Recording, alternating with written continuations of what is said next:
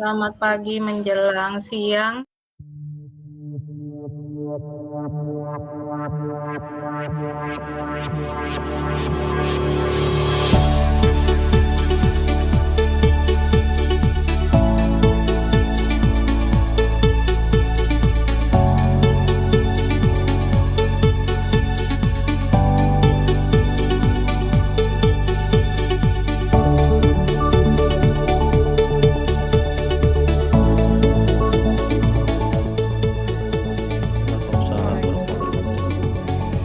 Waalaikumsalam warahmatullahi wabarakatuh. Waalaikumsalam warahmatullahi wabarakatuh.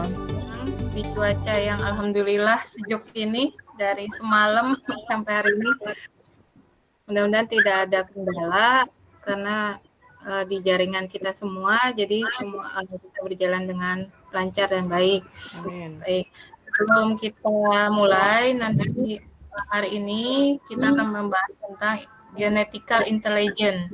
Saya Nani Nuraini sebagai host, lalu Pak Hendro Yulianto sebagai moderatornya, dan pemateri kami atau presennya nanti akan Ibu Sinda Mulyani. Sebelum kita mulai, sama-sama kita membaca basmalah. Bismillahirrahmanirrahim. Bismillahirrahmanirrahim.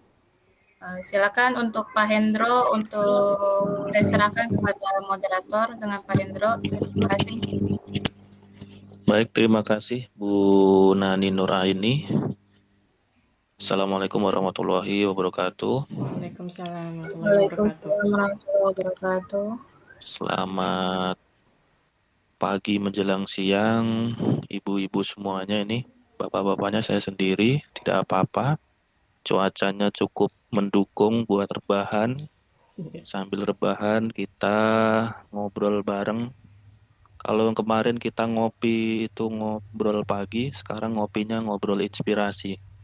Karena udah nggak siang, nggak mungkin ngobrol pagi juga gitu ya, Bapak Ibu-ibu ya. Sebelumnya saya ucapkan terima kasih kepada Bu Sinda Mulyani, presenter hari ini yang sudah menyiapkan segala sesuatunya.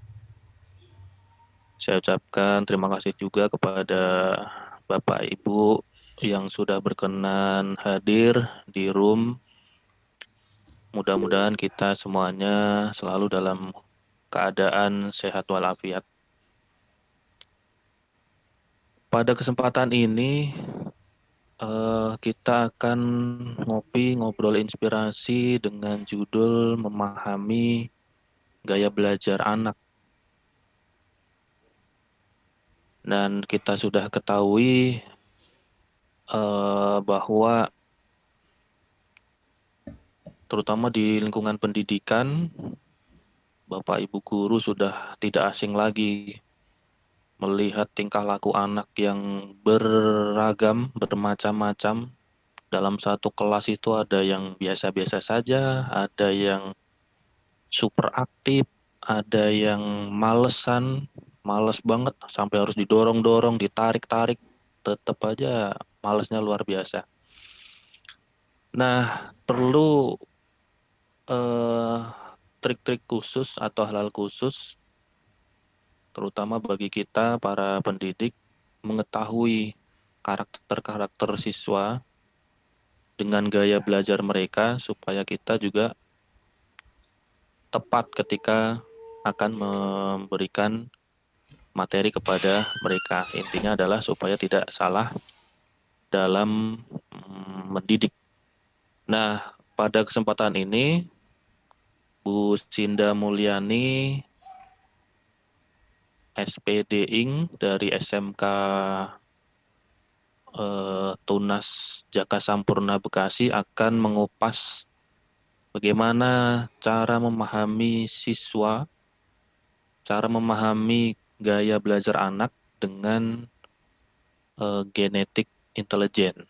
Untuk itu, kepada Bu Sinda Mulyani, waktu dan tempat kami persilakan. Mangga Bu Sinda. Baik, terima kasih Bapak Hendro dan juga Ibu Nani yang sudah membuka acara ini. Assalamualaikum warahmatullahi wabarakatuh. Selamat pagi semuanya. Alhamdulillah Pak Hendro ada temennya sekarang nih. Bapak-bapak. Oh iya, Pak Hakim sama Pak Asep. Oke, jadi dear parents and teachers, jadi pada kali ini pasti kita mempunyai seorang pendidik juga kita juga mempunyai anak dan anak didik kita juga sudah kita anggap sebagai anak kita sendiri dan cara untuk men-treat anak seperti apa, seperti yang Pak Hendro bilang bahwa banyak sekali tipikal-tipikal anak dan kita harus tahu cara belajar atau gaya belajar seperti apa. Jadi kan seperti yang kita ketahui ada beberapa macam cara belajar anak. Yang pertama adalah audio, yang kedua visual, itu dengan cara melihat, audio itu mendengar, visual itu dengan cara melihat suatu gambar mungkin dengan yang nyata, dan yang ketiga adalah kinestetik, di mana siswa atau anak-anak kita mungkin senangnya bergerak, bermain. Nah, dari situ kita harus mengetahui seperti apa sih anak-anak kita ini cocoknya. Itu bisa dilihat dari personality intelligence, atau enggak kita juga bisa melihat dari golongan darah anak tersebut. Oke, saya mulai, saya share screen dulu.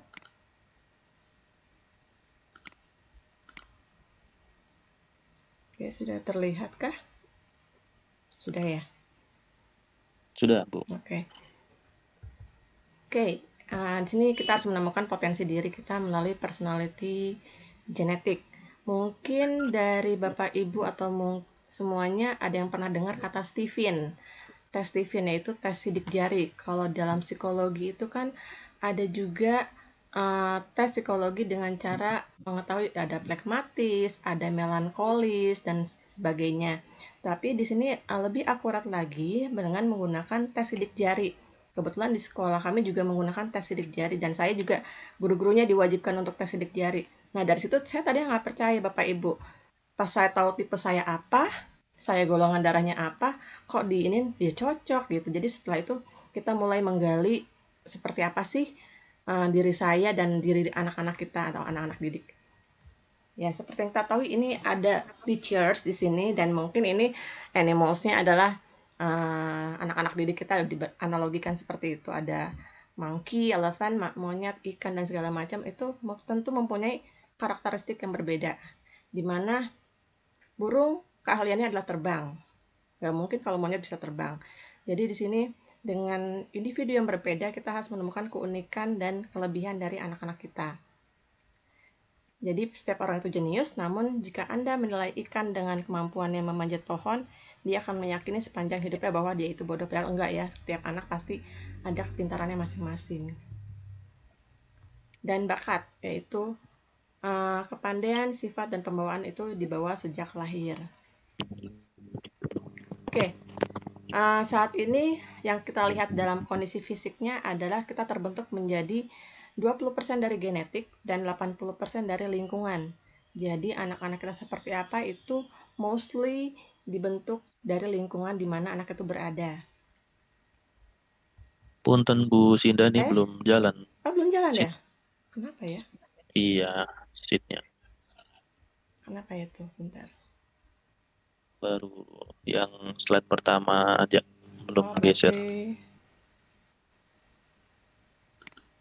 Nah, barangkali boleh diulang. Nah, dari sini, dari yang ada gambar gajahnya. Oke, berarti, nah ini ya, tadi ada gambar animals tersebut. Oh, berarti nggak bisa di full screen berarti ini Pak kayaknya. Iya. Jadi ada gambar animals di sini bahwa tiap-tiap binatang ini memiliki keunikan tersendiri. Nah, ini dapat kita analogikan sebagai anak didik kita atau anak kita sendiri.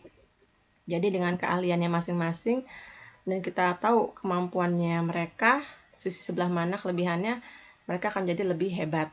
Gitu. Nah, ini dia bahwa yang dibawa sejak lahir adalah kepandaian, sifat, dan pembawaannya.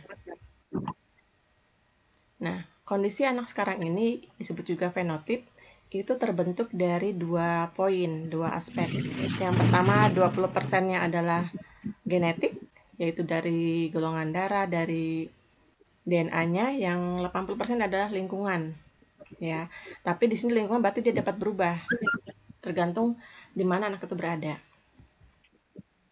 Nah, jika kita tidak tahu anak kita seperti apa, treatmentnya salah, itu dapat menimbulkan banyak resiko. Yang pertama adalah stupid cost, yaitu nanti bisa salah jurusan atau enggak salah, dia nggak minat tapi kita paksakan.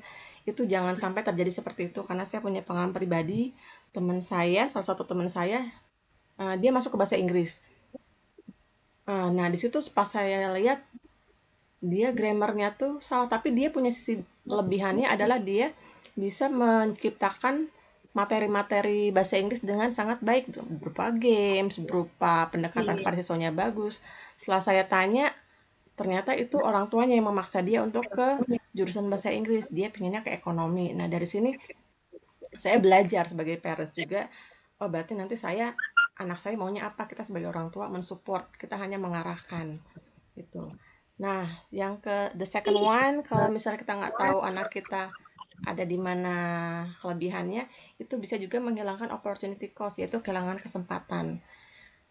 Yang terakhir adalah health cost. Health cost ini biaya yang timbulkan akibat stres, depresi, mungkin jadinya DO. Kadang ada juga tuh beberapa siswa yang mungkin karena bukan interestnya dia, tiba-tiba dia jadi DO, berhenti di tengah jalan. Nah, itu jangan sampai ada kesalahan seperti itu. Kita sangat meminimalisir hal tersebut. Nah, hubungan sidik jari dengan potensi genetik, karena sidik jari ini adalah dari Allah, dari Tuhan Yang Maha Esa. Jadi tidak akan berubah-ubah, bahwa tiap manusia tuh berbeda-beda sidik jarinya ya, subhanallah banget.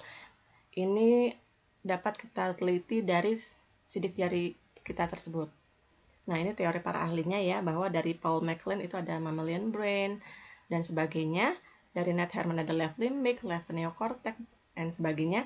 Dari Carl Gustav Jung itu ada sensing, thinking, intuiting, feeling. Nah, dari Stephen sendiri ini adalah singkatan dari S yaitu sensing, T itu thinking, I intuiting, F-nya feeling, dan I instinct. Ini bisa bila Bapak Ibu ingin mengetahuinya, ada tes namanya tes sidik jari Stephen ya. Nah, selanjutnya ini otak kita ya, ada otak kanan dan otak kiri. Pasti Bapak Ibu guru sudah familiar dengan kata otak kanan dan otak kiri. Otak kanan tercenderung dengan kreativitasnya dan otak kiri cenderung dengan runtutan, dia logika. Kita lihat nanti apa aja sih otak kanan dan otak kiri itu. Nah, ini yang seperti saya ucapkan sebelumnya, bahwa fenotip itu terbentuk dari genetik dan lingkungan, dan juga tergantung dari jenis kelaminnya. Ada lelaki perempuan, dan ini mesin kecerdasannya. Yang tadi saya bilang, Stephen, sensing, thinking, intuiting, feeling, dan insting. Nah, juga ditentukan dari drive kecerdasannya, yaitu, dan juga kapasitas hardware, itu ada introvert, ada extrovert. Ini kita harus tahu gimana cara mensikapi orang yang introvert dan orang yang extrovert. Dan terakhir, ini ada golongan darah. Dari golongan darah pun kita bisa tahu kalau misalnya ada anak yang sangat dermawan atau orang yang nggak enakan orangnya, itu biasanya golongan darahnya O. Itu setelah saya melihat teman-teman saya teliti, saya baca buku, ternyata kalau orang yang nggak enakan, suka menolong, itu biasanya golongan darahnya O. Tapi saya lagi dibentuk juga oleh lingkungan ya. Nah, ini drive kecerdasan kita atau mesin kecerdasan. Di otak kiri, sebelah kiri ini ada orang sensing dan orang thinking. Di mana ciri orang sensing itu dia memorinya tajam dan juga rajin. Sedangkan orang thinking itu dia pandai menganalisa. Jadi sebelah kiri, orang-orang otak kiri, kalau misalnya Bapak Ibu, oh saya tuh orangnya kuat, nggak gampang capean, bisa dikatakan 60% lah. Kalau misalnya nanti Bapak Ibu tes, pasti dia orangnya sensing. Misalnya ada lagi, oh ini orang teman saya misalnya, dia sukanya nunjuk-nunjuk, sukanya merintah-merintah. Terus dia suka menganalisa, itu biasanya orang-orang thinking. Beda lagi dengan orang otak kanan. Orang otak kanan itu penuh dengan daya kreativitasnya, yaitu ada intuiting dan juga feeling. Orang intuiting itu orang yang kreatif dan inovatif, selalu banyak ide. Dan kadang-kadang nih, kalau saya perhatikan dari teman-teman di sekolah saya, itu orang intuiting tuh suka in the middle of the event tuh kadang-kadang dia suka, enaknya gini aja Sin. Kita kan sebagai MC kadang-kadang kalau misalnya dia punya ide tertentu di tengah-tengah, tiba-tiba saya orang otak kiri, orang sensing, teman saya orang otak kanan, dia tuh seneng ngasih ide di tengah-tengah jalan. Ketika ada acara, enggak sih ini aja berubah, saya langsung kepala saya tuh langsung pusing, langsung oke, saya coba menyesuaikan, saya udah coba memahami, oh iya emang dia orangnya begini, saya jadi harus tahu cara mensikapinya. Dan yang selanjutnya itu orang feeling. Dia itu orangnya emosi, bukan emosi dalam arti marah-marah, tapi dia penuh perasaan. Jadi kalau ngomong sama orang feeling tuh harus pelan-pelan, jangan sampai kesentil dikit itu dia agak sedikit, kalau kata anak sekarang nih ya, baperan gitu. Dan yang terakhir ini orang insting. Orang insting tuh nggak ke kanan, nggak ke kiri. Dia tuh ada di otak tengah letaknya. Jadi dia tuh mempunyai indera ketujuh, bukan indera kelima lagi. Dia mempunyai insting dan naluri, biasanya orang-orang insting. Kebetulan suami saya itu orangnya insting, pas dicek, ya 70% betul. Tapi nggak bagusnya nih orang, kalau jelekannya adalah dia suka setengah-setengah dalam melakukan sesuatu. Jadi nggak fokus. Jadi kadang-kadang dia butuh orang yang membuat dia untuk, lu jangan ke sana, lu lari ke sini loh. Harus sering diingetin. Oke, kita mulai dari sensing, yaitu dengan golongan darahnya AB. Nah, orang sensing ini, kalau mungkin Bapak Ibu golongan darahnya AB, itu dia tuh orangnya pinginnya yang simple, praktis, dan dia konkret, yaitu nyata, memorinya kuat, sesuai jangkauan panca indera. Jadi dia orangnya adalah visual, melihat. Nah, ini adalah kekuatannya, yaitu meniru. Dia orang sangat pintar banget meniru. Jadi orang mah ATM ya, amati, tiru, modifikasi. Kalau orang sensing tuh ATP, amati, tiru, P-nya plek ketiplek gitu. Jadi orang sensing tuh dia memang benar-benar plek ketiplek, karena dia daya kreativitasnya sangat kurang, dan dia harus melihat segala sesuatu dengan mata dan pembuktian. Nah, benar di sini. Orang sensing itu dia harus ada kata buktikan. Jadi kebetulan saya sensing. Jadi ketika teman saya ngasih tahu cara-cara sesuatu, misalnya cara bikin PowerPoint atau cara membuat sesuatu, itu saya tuh nggak bisa membayangkan. Saya harus praktek. Coba deh Pak, gimana caranya gitu. Jadi saya nggak bisa kalau misalnya suruh bayang, ntar ini kesini, ntar ini kesini. Jadi kayak waktu pelatihan di VCT kemarin, pemaparan, cara membuat misalnya gigi.gigi itu saya langsung praktekin, karena kalau saya cuma lihat doang, nggak saya praktekin, saya gampang lupa gitu. Walaupun memang memorinya sangat tajam, ingatannya sangat kuat, tapi dia harus melihat langsung, dan itu harus dengan praktek ya. Jadi bila anak-anak kita ada golongan darah AB, mungkin Bapak atau Ibu guru di sekolahnya atau mungkin di lingkungannya belum ada tes Stephen, ya kita lihat dulu aja dia dari golongan darahnya, itu nggak jauh beda sih sebetulnya. Dan dia untuk menuntut bukti, pikirannya terangkai, mendapatkan hasil, suka mencontoh, sangat suka mencontoh. Jadi dia pengen ada contohnya dulu kalau misalnya untuk belajar. Dia suka non-fiksi dan ingatannya kuat, ya. Nah, ini dia fokusnya ada di visualisasinya. Jadi dia harus melihat. Kehebatannya dia ada di ototnya. Jadi anak-anak yang golongan darah AB itu dia sangat senang bermain. Kalau anak kita masih SD, walaupun memang SD itu senang bermain, ketika saya mengajar anak SMK dan itu ngeliat orang sensing dan golongan darahnya AB, dia sangat ingin games dulu Miss, atau enggak pokoknya bergerak dulu gitu. Dan dia mempunyai kebiasaan itu main. Nah, cara belajarnya adalah dengan menghafal atau enggak dengan menstabilo, menggarisbawahi. Nah, itu cara belajar anak-anak tipe sensing dengan golongan darah AB. Jadi, saya nggak tahu nih anak saya sensing, thinking, atau apa, feeling, intuiting, insting. Ya udah kita lihat dulu aja dari golongan darahnya. Nah, ini yang harus dilakukan terhadap orang-orang dengan mesin kecerdasannya sensing. Nyatakan tema dengan jelas, siapkan contohnya, lalu dia harus aplikasi praktis, jadi benar-benar dipraktekkan. Lalu selalu selesaikan kalimat Anda. Jadi ngomong jangan setengah-setengah, harus diselesaikan dulu. Ngomong-ngomong apa, mau bicara dengan anak kita seperti apa, harus diselesaikan dulu, dan itu gunakan pengalaman yang nyata. Nah, ini untuk golongan darah A. Golongan darah A itu biasanya dimiliki oleh orang-orang thinking, yaitu dia pandai menganalisis dan juga cerdas biasanya orang-orang thinking. Jadi kalau anak kita senang hitung, senang analisa, senang mengelola, dari cara ngomongnya dan dari pembawaannya itu kelihatan sangat berbeda. Jadi orang bukan orang otak-otak, maksudnya orang otak kiri itu, terutama thinking dan golongan darahnya A itu, dia pembawaannya adalah sebuah kayak pemimpin. Jadi kayak mungkin kepala sekolah kita atau mungkin suka nyuruh atau teman kita ada yang ini dong, sukanya mendelegasikan aja itu biasanya orang thinking. Senangnya memandatkan sesuatu, memandatkan tugas ke orang lain. Gitu. Dari cara ngomongnya itu beda. Pokoknya kalau orang-orang thinking. Ini kita lihat dari kecerdasannya logika, yaitu menghitung, menganalisis, mengelola, menetapkan, dan menyusun. Nah ini dia orangnya, coba deh lu pikir lagi deh, dia senang mikir orangnya, namanya juga thinking, dia orangnya suka mikir, jadi segala sesuatu pasti sama dia dipikirin, walaupun hal simple itu dipikirin.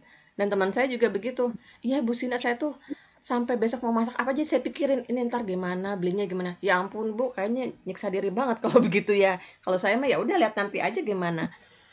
Nah beda dengan orang thinking, dia kayak mempunyai plan A dan plan B gitu. Dan dia orangnya logis, rasional, secara logika menelaah sesuatu tuh dengan cara logika. Tapi dia kurang peka dan juga dingin, kalau kata kita cool. Jadi apa ya, susah didekati gitu. Dan dia orangnya tegas dan biasanya boyish, dia agak sedikit maskulin gitu. Jadi maco lah kalau misalnya dia emang cowok, golongan darahnya A dan dia thinking juga, dia tuh maskulin. Nah ini dia tuh senang belajar, orang-orang thinking tuh atau golongan darah yang A itu senang belajar. Dan dia kehebatannya ada di logika, dan orang-orang thinking itu orangnya biasanya serius. Nah dia cara belajarnya adalah menghitung. Sangat senang matematika biasanya. Nah, hal yang dilakukan dengan orang yang golongan darah A atau mungkin nanti dengan spesifikasi thinking, itu dia jangan tanya apa yang dirasa, tapi kamu gimana perasaannya sekarang? Bukan, tapi harus gini, menurut kamu gimana? Coba kamu pikirkan. Nah, begitu. Ini terjadi dengan anak saya, anak siswa murid saya, dan kebetulan biasalah ya Bu, namanya anak SMK, Bapak Ibu pasti ada suka bolos. Kebetulan waktu itu ada acara Sumpah Pemuda dan saya wali kelasnya. Saya, loh kok nih anak belum datang? Saya telepon orang tuanya, Pak, si Anu kemana ya? Ada Bu, jalan ke sekolah kok. Wah, udah, biasalah anak SMK. Kok nggak nyampe ya? Dan kebetulan ini anak track recordnya adalah pindah-pindah sekolah. Gitu. Wah, jangan-jangan nongkrong Bu, kata bapaknya. Kebetulan juga broken home. Saya telepon, ntar Bu saya telepon. Iya Pak, tolong ke sekolah dah. Sekolah lah, saya lihat tipe ininya. Oke, golongan darahnya dia O. Berarti kan dia orangnya nggak enakan. Terus kecerdasannya dia thinking. Thinking tapi apa dulu nih? Introvert apa extrovert? Kalau extrovert beda lagi penanganannya. Kalau introvert dia harus diancam.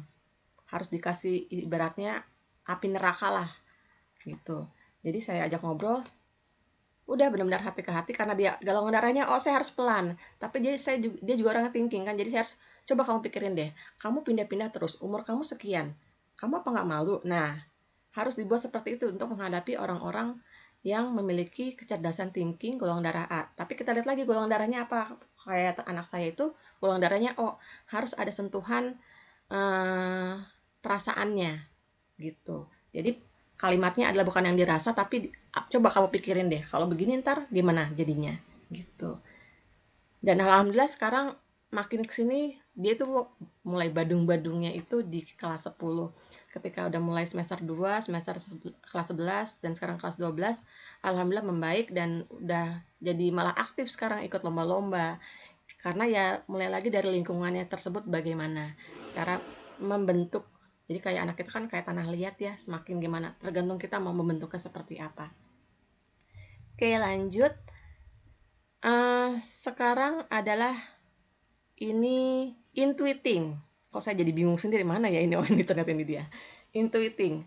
Intuiting itu biasanya golongan darahnya B. Kalau Pak Hendro golongan darahnya apa Pak? Apa belum pernah dicek? Belum di-unmute, Pak.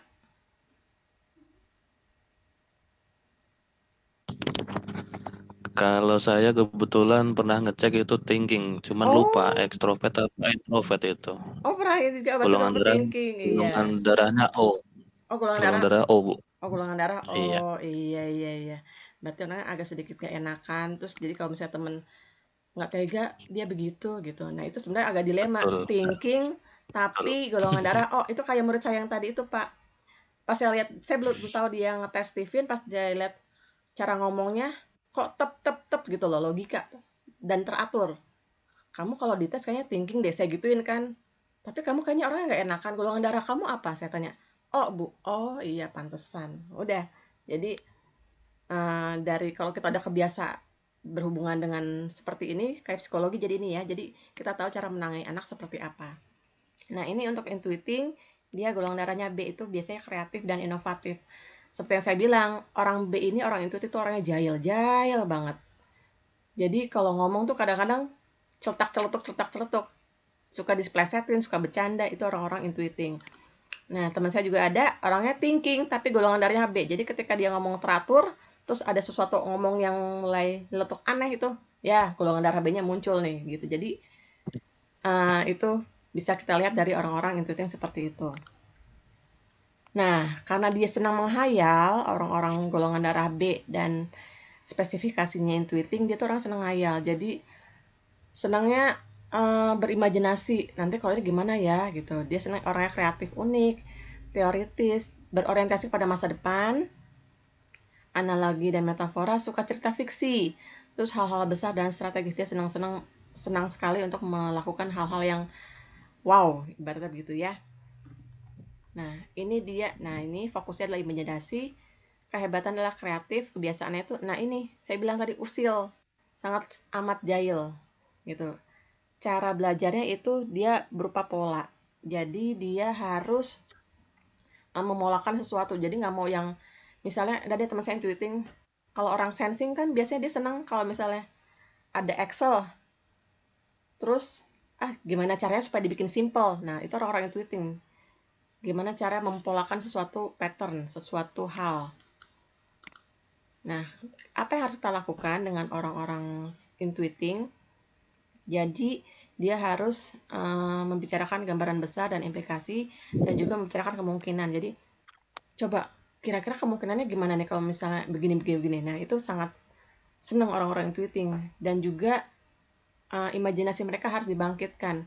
Coba deh, kamu bisa nggak bikin gini. Nah, itu berhubunganlah dengan orang-orang intuiting. Dan jangan membebani mereka dengan detail. Orang intuiting sangat nggak mau kalau misalnya dia tuh dikejar deadline, itu kurang.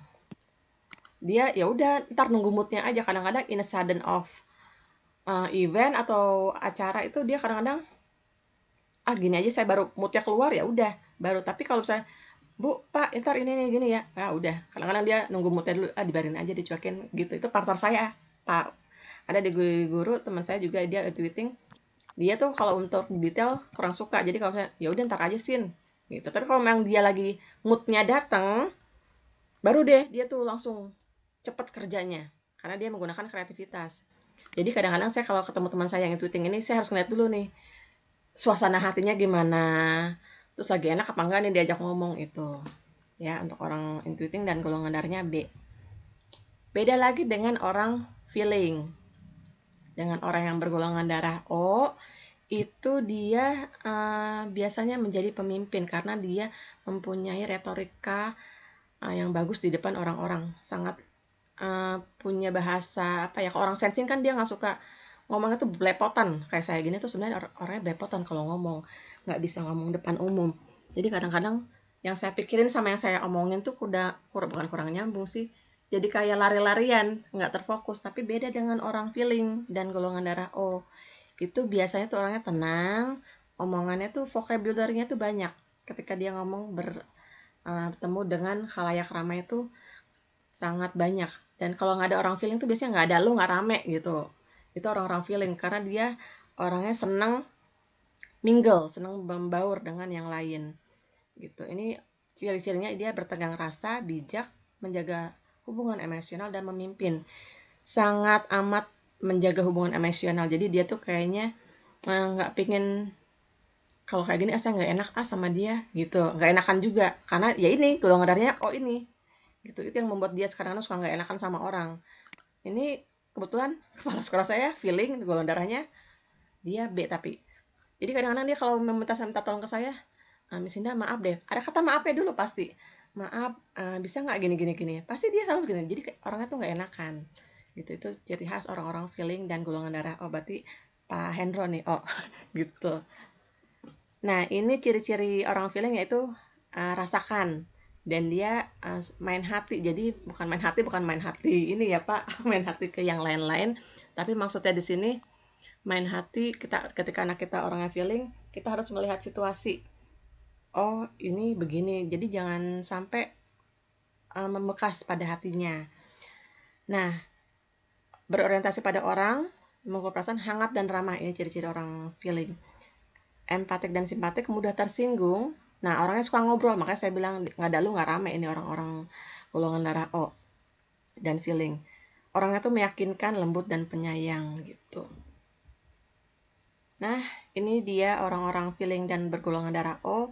Fokusnya dia ke persahabatan, pertemanan ya. Kehebatan dia adalah beretorika, berbicara di sini. Dan kebiasaannya dia santai orangnya. Tapi kalau udah ada kerjaan pasti dikerjain sama dia dan itu cepet. Gitu. Ini orang-orang tips membalaskannya. Oke, nanti Bapak Ibu. Cara belajarnya ia dengan audio, mendengarkan orang. Jadi kalau misalnya ada anak kita golongan darahnya O dan itu feeling, itu berarti dia harus mendengarkan. Biasanya lebih dominan mendengarkan. Nah, hal yang harus dilakukan dengan orang-orang feeling golongan darah O yaitu, ya boleh setuju, pertama gitu aja dulu. Jadi kita harus mengapresiasi dulu suatu pendapatnya orang-orang golongan darah O atau feeling ini, anak-anak kita. Nah, lalu kita harus tersenyum, terus harus eye contact dengan dia, harus penuh pertimbangan. Jadi harus benar-benar kalau ketemu orang thinking itu kadang-kadang agak bentrok. Orang thinking tep. Nah, orang feeling kan agak diem, tenang. Nah, itu kadang-kadang kita harus menyeimbangkan. Jadi kita harus tahu timingnya di mana gitu. Sekarang lanjut ke insting. Nah, insting ini dia tidak tidak terspesifikasi dengan golongan darah, tapi karena dia ada di otak tengah, orang insting ini dia orang-orang yang mempunyai kemampuan kayak seperti yang saya bilang tadi, indera ketujuh, dan dia mempunyai naluri yang sangat tajam dan orangnya serba bisa. Saking serba bisanya, kadang-kadang itu saya bilang dia nggak fokus.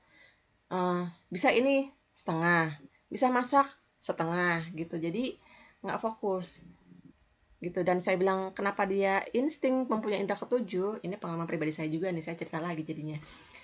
Suami saya insting suatu ketika habis hujan nih, dan itu udah terang benderang. Suami saya bilang, Bun, pakai jas hujannya.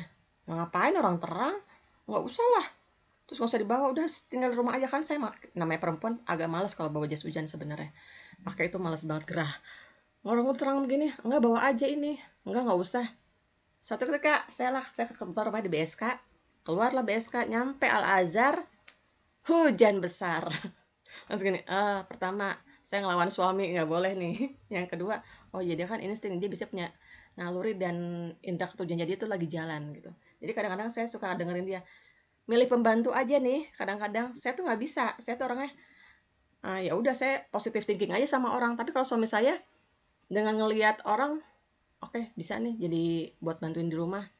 Kalau ini, Bun, kayaknya dia harus perhatiin deh. Nah, itu kadang-kadang yang membantu saya untuk melihat seseorang, karena suami saya itu insting, jadi saya suka bertanya sama dia, menurut ayah ini gimana gitu, karena dia punya insting dan naluri. Ke orang otak kiri dan terutama saya sensing tuh kurang peka orangnya, jadi kalau ngomong ya udah jablak aja, apa yang saya omongin saya rasain saya keluarin gitu. Beda dengan orang feeling atau orang otak kanan. Nah, ini adalah orang insting, yaitu kalau anak-anak kita orang anak insting, dia senangnya bergerak cepat. Jadi kalau segala sesuatu, ayo ya buruan kerjain gitu. Dan dia kalau ngeliat ada orang kesusahan, pasti langsung ditolong gitu. Beda, dia terlalu responsif kalau orang insting. Nah ini ya, menolong, to the point, temannya banyak, mudah adaptasi, tapi dia juga traumatik. Jadi kalau misalnya ada suatu hal yang membekas di dia, itu dia sangat langsung menjadi trauma. Tapi dia juga pendamai, jadi dia nggak suka tuh yang namanya ribut-ribut. Segala sesuatu pasti pengennya diselesaikan dengan cara damai. Biasanya dia jadi juru damai lah kalau di kelas, atau mungkin nanti di dalam keluarga. Nah, ini fokusnya dia adalah peranan, yaitu senang bermain peran. Kehebatannya dia serba bisa, seperti yang saya bilang serba bisa, tapi ya begitu jadinya setengah-setengah. Kebiasaannya adalah senang nimbrung. Nah, kalau anak kita ada yang senang nimbrung atau ngucluk di sana, ngucluk di sini, itu biasanya orang-orang insting.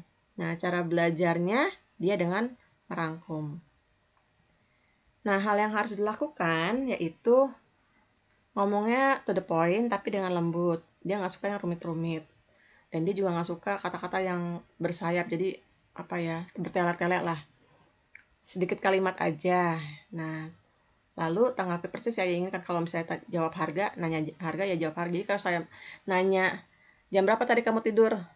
Iya, tadi aku begini-gini dulu. Nah, itu dia paling gak suka. Jadi ya udah, kalau misalnya jam berapa kamu tidur, jawabnya jam 9. Kalau misalnya kita muter-muter dulu, dia paling gak suka. Nah, ini drive-nya ada introvert dan extrovert. Extrovert, ketahuan saya orang Sundanya, extrovert. Ya. Nah, ini sumber stimuli atau stimulusnya. Kalau introvert berarti dia dari dalam. Kalau orang-orang extrovert itu dari luar. Maksudnya apa sih Miss nih? Kebiasaan saya sama murid kan. Maksudnya gimana sih Bu? Maksudnya introvert dari dalam, ini dari luar. Biasanya kendalinya itu orang-orang introvert tuh harus dari dalam dirinya sendiri munculnya. Jadi kita harus seperti yang kayak murid saya itu, dia introvert, harus dimunculkan bangkit dari dalam supaya dia ngeh gitu, supaya dia aware terhadap dirinya apa yang akan terjadi kalau misalnya melakukan seperti ini. Nah, ini menyangkut ke falsafah hidupnya, yaitu diancam. Ibaratnya kayak tadi kayak dikasih api neraka lah. Harus, nanti kalau nggak gini, kamu bakalan begini. Coba deh kamu pikirkan. Nah, itu orang-orang introvert harus diancam. Harus ada deadline. Ya, nah ini nanti masuk ke sini, ada tantangan, cara memotivasinya. Jadi anak-anak kita ketika, atau teman kita dia orang introvert, dia senangnya, kalau nggak ini nanti begini aja, itulah semacam ancaman, dan cara memotivasinya adalah dengan tantangan atau dengan deadline. Selesai jam segini ya, nah itu. Tapi kalau orang extrovert beda Bu, Bapak, dia stimulusnya ada dari luar. Misalnya, kalau dari luar tuh begini, kok dia bisa begitu, kenapa saya enggak? Jadi ada sesuatu rangsangan dari luar yang membuatnya tuh dia jadi kayak pingin show off, pingin dia bisa kenapa gue enggak gitu. Nah, dia juga harus diiming-imingin. Orang-orang extrovert kalau misalnya ini, Dek, ntar kalau misalnya kamu ranking 1, ntar Bunda beliin, misalnya ntar kita makan di Raca deh gitu, atau enggak, kasih sesuatu yang menurut dia tertarikannya dia itu apa gitu. Dan cara memotivasinya untuk anak-anak ekstrovert ketika dalam belajar itu dia harus difasilitasi. Difasilitasi ini dalam arti misalnya anak tersebut senang gambar, senang animasi. Nah, kita sebagai parents, sebagai teachers juga harus mengetahui, oh dia ekstrovert, berarti dia harus difasilitasi. Memberikan mungkin pensil warna, krayon, atau mungkin pendaftarannya ke apa tuh yang kursus menggambar ya, kalau nggak salah ada di Galaxy itu, ada kursus gambar mungkin kita fasilitasi dengan buku-bukunya atau mungkin alat-alatnya. Ketika dia senang olahraga, kita fasilitasi dengan alat-alat olahraganya. Nah, itu untuk orang-orang yang tipe anak kita mungkin ekstrovert gitu ya Bapak Ibu. Nah, ini adalah cara belajarnya. Ini ada SI yaitu sensing introvert dan SE yaitu sensing extrovert. Nah, cara belajarnya untuk orang, saya gabungkan aja ya, mungkin kalau Bapak Ibu belum tes, kita ini aja, S itu AB. Dia biasanya dengan merekam, menghafal kata-kata dan gambar, berarti dia visual. Nah, kebetulan sebelum saya tahu tentang Stephen ini, saya nggak tahu, tapi pas saya cocokin, oh iya benar, saya emang senangnya ngafalin sama meng-highlight, jadi kayak menstabilo, kalau ada kata-kata tuh saya stabilo gitu. Nah, itu jadi kalau anak-anak kita golongan darah AB dan tipenya sensing, ini cara belajarnya. Dan dia senang bergerak, betul. Emang saya senang bergerak. Makanya saya kalau ngajar sebelum mulai itu saya senangnya main dulu. Yuk kita ice breaking dulu, yuk kita ice breaker dulu. Ngapain dulu, kayak apa, bikin piramida games atau segala macam itu.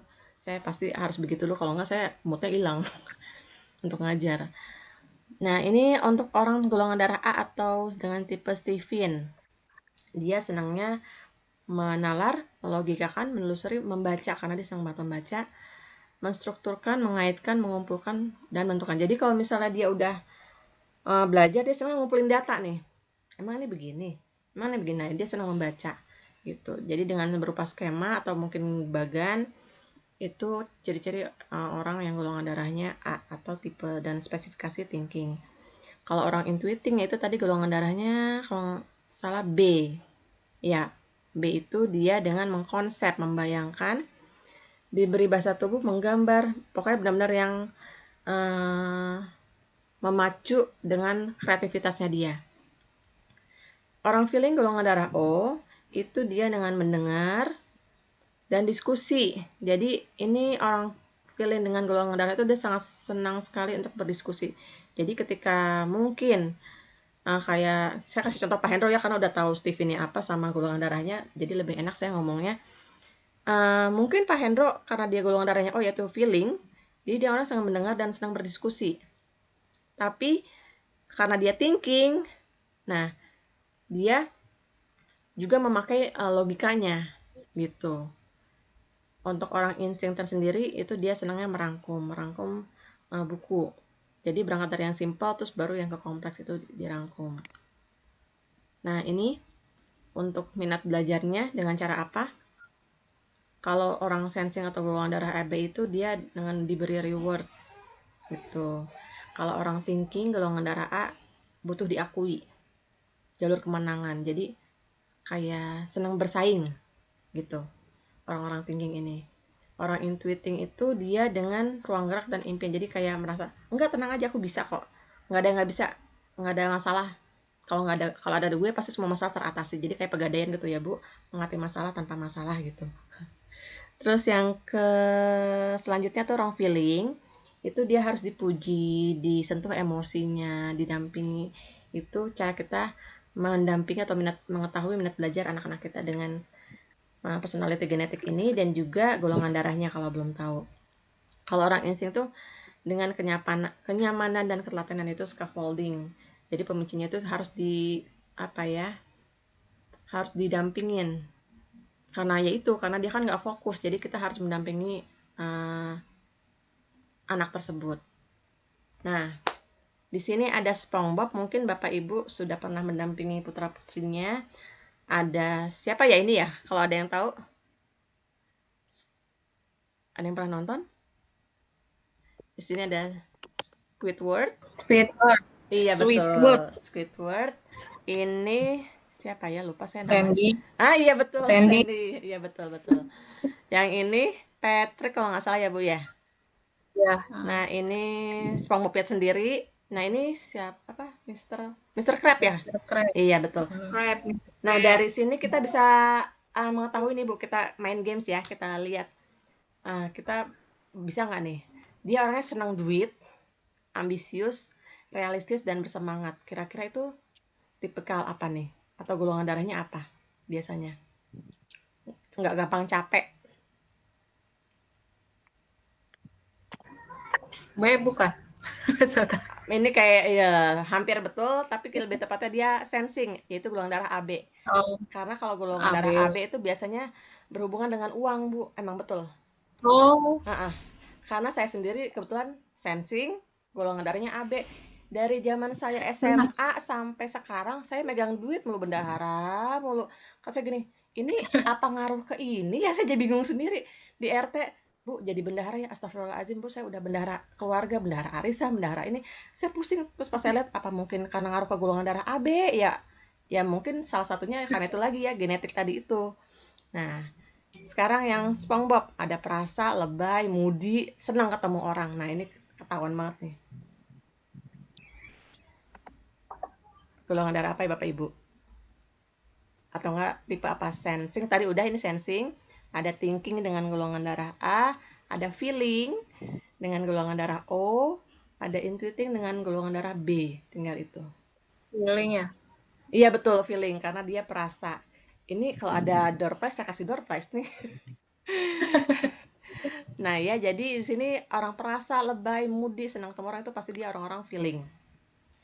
Oke, Patrick. Dia orangnya ngeyel. Emang bener sih, ada teman saya orang yang ngeyel banget. Susah diatur, tapi dia punya imajinasi dan kreatif. Kira-kira golongan darah apa? Intuiting. Ya betul, intuiting dengan golongan darah B. Oke. Nah, yang ini senang ngatur, objektif, banyak mikir, dan ingin diakui. Ketika ketemu anak seperti ini, berarti ini golongan darahnya apa? Mostly. Golongan darahnya Golongan darah A A, kayaknya. golongan darah A dengan tipenya Steve ini thinking ya. Karena dia senang ngatur, terus objektif, mikir mulu. Dan dia ingin pengakuan. Ya kan dari filmnya juga ketahuan kan dia kayak pengen diakui banget nih sama si Mr. Crab. Nah, kalau yang ini udah nih tinggal satu. Serba bisa. Nah, udah ada kata serba bisa, udah ketahuan. Cinta damai, senang nolong. Dia pasti insting. Iya. Kenapa mereka berbeda? Karena mereka mempunyai keunikan masing-masing dan kita dengan mengetahui golongan darah minimal, golongan darah anak kita atau murid-murid kita bisa tahu cara mengatasi atau menghandle problematika yang ada pada anak dan peserta didik kita. Sekian dari saya. Terima kasih Pak Hendro. Mungkin semoga bermanfaat ilmu dari saya karena ini sharing-sharing habis ini boleh sharing-sharing deh yang lain. Siap. Luar biasa Bu Sinda. Jadi mikir nih kita. Betul. Ini bener nggak? Saya aja mikir, bener Pak. nggak nih? Udah Gitu. kayak peramal aja, tapi bukan peramal ya, ini bukan zodiak ini ya. Bukan, itu zaman kita dulu. Oke. Iya. Nah, kita lihat di chat ini sudah ada pertanyaan Mm-mm. dari Bu Valentina Sugiarto. Mm-mm. Di sini banget deh intuiting saya mah Bu Sinda. Save the Iya. best for last sukanya. Tiba masa tiba akal. Tips membalanskannya bagaimana gitu Bu? Ibu intuiting golongan darahnya apa, Bu? Bu Valentina. Bu Vale. Boleh di chat, boleh ini. Sepertinya sedang lagi keluar kali ya. B. Oh, B. Ini golongan darahnya B. Oh, berarti intuiting banget ya, gitu. Cara membalanskannya mungkin Ibu berbaur dengan yang otak kiri. Gitu. Jadi mungkin kalau Ibu punya teman dekat atau tuh cari yang otak kiri. Jadi mungkin harus ada yang yang mengontrol. Jadi ketika saya orang otak kiri dan teman saya otak kanan itu kebetulan almarhum teman saya itu otak kanan. Saya selalu bilang, Vi udah deh, Vi ini waktunya udah mau mulai, masa ya berubah lagi gitu. Jadi harus ada yang pengontrolnya gitu. Sama seperti kepala jurusan saya juga kebetulan dia golongan darahnya B dan dia intuiting. Mesinnya kayaknya ini gini-gini aja dia kan orangnya suka dadakan. Saya orangnya harus teratur. Bu coba bayangin deh, ini bentar lagi mau ukom, bentar lagi ini. Menurut Ibu gimana? Jadi saya balikin lagi. Jadi memang harus ada orang yang, karena Ibu otak kanan, berarti harus ada orang otak kiri yang mendrive Ibu gitu. Cara mengatasinya sih begitu. Menurut saya dari pengalaman-pengalaman saya gitu. Ada lagi mungkin? Silakan Bapak Ibu yang lain. Saya jadi kayak cenayang ya. Pertanyaan. Dari bukan cenayang ya Bapak Ibu. Saya Bu Sinda mau nanya nih. Mangga. Sama-sama Bu. Kira-kira umur, kan anak saya masih SD nih. Kira-kira udah bisa belum diketahui gitu misalnya dengan tes sidik jari itu? Udah Bu, kebetulan anak saya yang kedua itu waktu itu pas TK besar itu udah bisa karena udah bisa dites itu sekitar umur 5 tahun 3 apa 4 ya 5 tahun lah untuk lebih pastinya saya 5 tahun dan dia orangnya anak saya yang kedua itu thinking dan emang bener dia tuh jadi gini, Bun habis ini ngapain, kalau aku udah selesai ini terus ngapain, dia bener-bener runut banget. Jadi dari situ dan emang dia senangnya belajar, bukan senangnya belajar sih, dia cerdasnya beda dengan kakaknya tuh lebih agak di atasnya lah. Kalau dia kurang tapi dia senang baca buku, itu yang membuat dia berbeda. Gitu. Jadi orang-orang thinking Pak Hendro nih. Gitu Bu. Jadi dengan kita tahu minimal golongan darahnya atau pas udah tahu dia tipenya apa, itu sangat membantu kita sebagai orang tua dan kebetulan saya juga sebagai teachers. Jadi tahu cara mengatasi kalau anak yang bermasalah, kan pasti ada di sekolah kita anak-anak yang troublemaker lah apalah, itu pasti sangat amat bermanfaat banget. Introvert apa ekstrovert nih. Jadi saya kalau nangin anak tunggu lihat dulu. Jadi harus ada bukunya. Jadi di sekolah saya tuh ada tipenya apa, sensing introvert apa ekstrovert sama golongan darah apa. Jadi kita harus tahu oh yang troublemaker, dan rata-rata itu kok kalau saya lihat, jadi ada siswaan saya gini, ini kayaknya yang bermasalah mulu orang thinking introvert gitu. Tapi kesini-sini jadi baik gitu. Jadi emang waktu awal-awal tuh pasti dia bikin masalah terus. Kesini-sini kita atasi, ya alhamdulillah membaik gitu. Jadi kadang-kadang membantu sekali sih, minimal golongan darah kita tahu lah gitu. Oke, mantap. Mm-mm. Pak Saiful, barangkali ada yang ditanyakan? Ini teman saya nih, Bu. Oh iya, salam kenal Pak. Salam Dicek. kenal Bu. Mm-mm. Mohon maaf tadi saya habis rapat dulu, jadi baru ikut gabung. Oh iya, Ya dengar materi dari Ibu sih belum sempat tadi, jadi cuma mendengar Ibu tadi menjawab pertanyaan saja. Jadi intinya ini mungkin ngebahas ini ya Bu, tipe thinking, feeling begitu ya Bu? iya. Dan juga gaya belajarnya Pak dari Gaya tipe, belajarnya. tipe-tipe tersebut kita jadi tahu orang dengan tipe apa, cara belajarnya seperti apa gitu. Mm-mm. Oke, kalau dari saya mungkin ya saya nanti nunggu dari rekamannya aja Bu, Mangga. supaya belajar sendiri ya. Ya boleh. Makasih. Oke, makasih Pak Saiful. Ada pertanyaan lagi dari chat Bu Sinda ini, Oh ya, izin dari Pak Asep Permana, oh ya izin mangga. bertanya bagaimana mengakomodir semua tipe siswa di kelas dan mengarahkan mereka agar mau belajar sesuai materi yang akan kita ajarkan gitu, Bu. Kan satu Hmm, kelas pasti macam-macam nih beda-beda. karakternya nih. Betul banget. Iya, Banget ya, itu gimana saya yang itu? alamin. Jadi begini, mungkin kalau untuk awal-awal adalah kita ya biasalah mengajar seperti biasa, tapi ketika kan namanya guru kan pasti ngasih materi, review, ngasih materi secara umum. Nah, pada saat sudah selesai mengasih materi secara umum, kita kasih penugasan tuh ya, kasih penugasan. Iya. Nah, di situ kita masuk privately ke anak tersebut. Misalnya kita jadi udah tahu nih, oh misalnya dia tipenya sensing nih, dan dia introvert, berarti harus diancam gitu. Sambil untuk mengakomodirnya paling ketika anak itu kalau nggak bermasalah mah nggak usah diiniin ya. Kalau ketika anak itu bermasalah, paling kita panggil minimal. Misalnya ada anak yang malas banget. Karena kan kalau untuk mengakomodir semuanya tentu mungkin kalau untuk mengakomodir, nah ini kejelekan saya nih orang sensing. Yang di sini tuh ada, tapi di mulut tuh kayak tuh jadi susah ngomongin. Kalau orang film mah jago ini kalau untuk ngomong. Jadi untuk mengakomodirnya gini, mungkin tiap hari kita harus menggunakan trik yang berbeda ketika kita mengajar. Kadang pertama adalah dengan games, mungkin yang kedua dengan games yang menggunakan analitis, atau mungkin nanti pertemuan berikutnya dengan suatu gerakan, materi yang dihubungkan dengan tipe-tipe tiap anak. Tapi ketika kita kesulitan, kalau ada anak yang sudah paham, kan kadang-kadang jadi harus bervariasi ya untuk mau belajar. Jadi kita sebagai guru harus jeli melihat, oh anak ini lagi malas nih, jadi kayaknya ini begini aja deh. Jadi kita guru tuh role model. Jadi kalau misalnya kita udah masuk kelas, kita harus punya 1000 alternatif. Jadi saya mau plan A, kayaknya anak-anak lagi nggak ini nih, jadi harus punya plan B. Plan B kayaknya nggak menarik.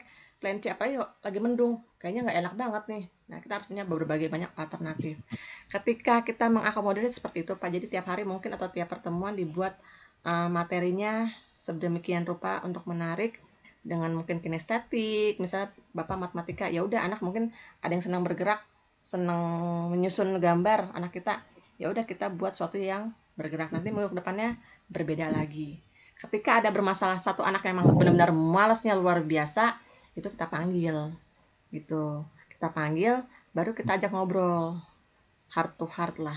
Itu biasanya pasti aja ada anak yang bermasalah satu dalam pelajaran yang malasnya luar biasa, itu harus dipanggil. Kalau kita harus dalam setiap pertemuan harus mengikuti anak tersebut, ya nggak bisa juga gitu.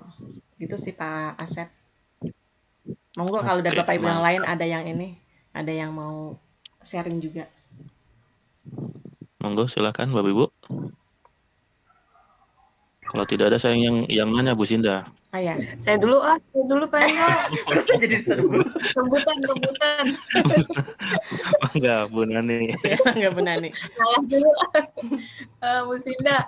Kalau saya tahu golongan darah, tapi saya belum tahu saya tipe yang mana itu.